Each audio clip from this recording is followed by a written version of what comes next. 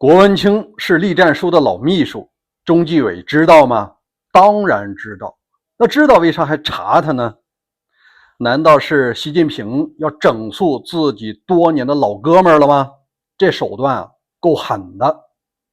还有人说这是党内的反西势力正在捡群边呢，现在捡的是栗战书，最终捡的还是习近平。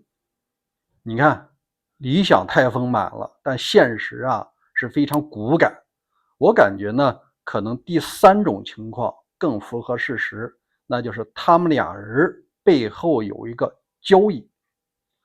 在节目的最后，我给大家聊一下，这河北帮占尽了天时地利人和，为啥现在就没成气候呢？实际上要怪就怪那三个人。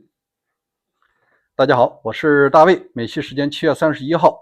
今天呢，中国的中纪委网站公布了一个老虎落马的消息，在这儿呢，它已经算是一个旧闻了，这网络上都传了有10来天了。那就是前委员长栗战书的老秘书叫郭文清，他担任五矿集团总经理，涉嫌严重违法违纪，他主动投案了，正在接受调查。很多人呢就说，这不就是老习要整自己的铁杆了吗？我的感觉呢，这种愿望太美好了，事实上呢，恰恰相反。那我们来看一下，他和栗战书到底是个什么关系？这位郭文清他在省委办公厅担任工作人员的时候，顶头上司就是栗战书。栗战书在1993年到97年，他干了5年的省委常委秘书长，应该说是机关的大拿。作为老上下级、老秘书，那肯定得关照所以栗战书在调离河北省的时候，就把他这位老秘书安排到了一个肥圈，叫河北省高速管理局局长，算是正厅了吧。不光提了一级，还能搞钱。大家知道这高速公路是年年月月天天都收钱的，也算是一个小型的印钞机。但是后来他在省内一直发展的一般，整整干了10来年一直在正厅上没有动静。为啥呢？因为你老板已经走了嘛，那时候栗战书已经调到别的省了。但是他赶上了一个机会进入中央，那就是栗战书在担任黑龙江省省长的时候他发现一个机会，就是当时干部有一个调整地方与中央的交流，而当时的中组部长叫李元朝，这就涉及到什么呢？事实上，他既是习的铁杆呢，他也出身于团派。他在1986年到1990年担任河北省团委书记，那时候他就认识了李元朝。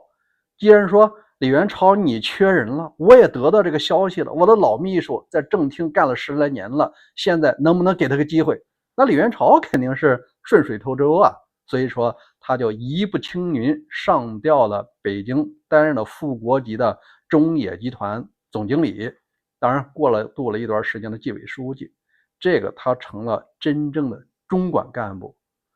上了以后他也没有太大的提升，毕竟中组部长也只能帮你到这儿了。如果你想再走一步呢，必须得有新的高人。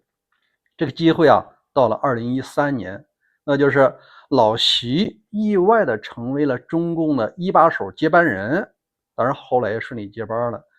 接班以后，为了整肃原来中办主任令计划的人马，他就想到了自己的铁哥们儿，当时在贵州担任省委书记的栗战书，你来吧，过来给我把着这大门，把中南海完成一次清洗。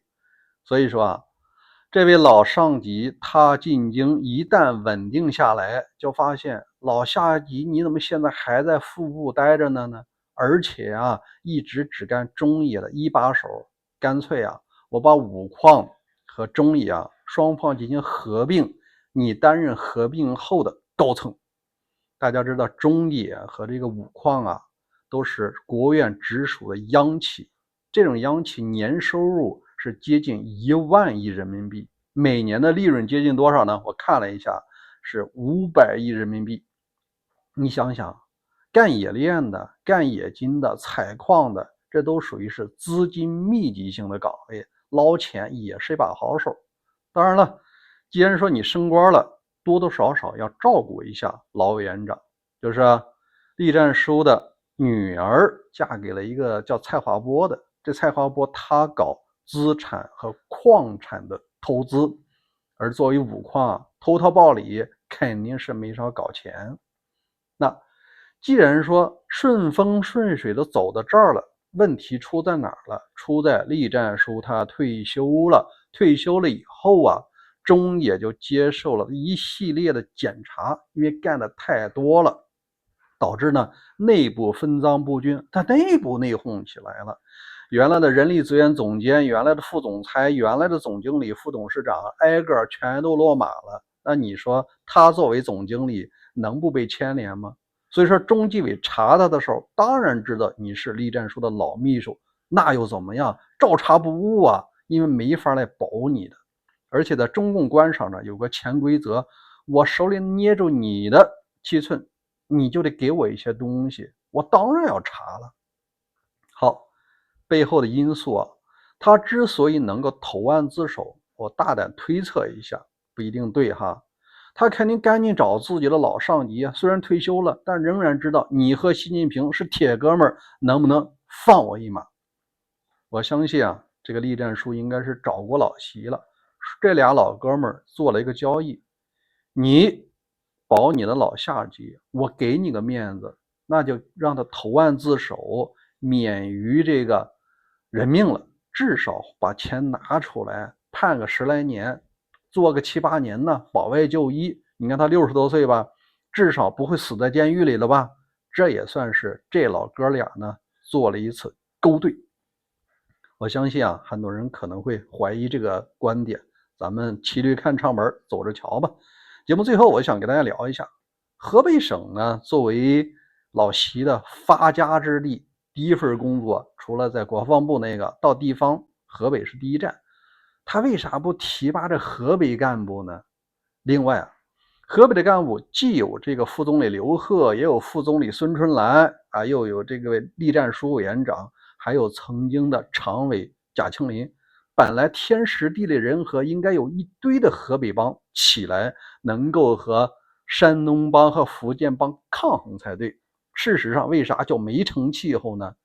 因为就怨仨人。老习在1982年和1985年在河北省担任正定县委书记期间啊，他不得志，应该说非常郁闷，所以才经常的和旁边的栗战书进行倾诉，这俩人才结成了老朋友。因为当时的省委书记叫高阳，他特别讨厌这种重要的干部你空降我这儿来，你影响我自己的人马呀。所以说啊，不得志，河北并没有给他好的印象。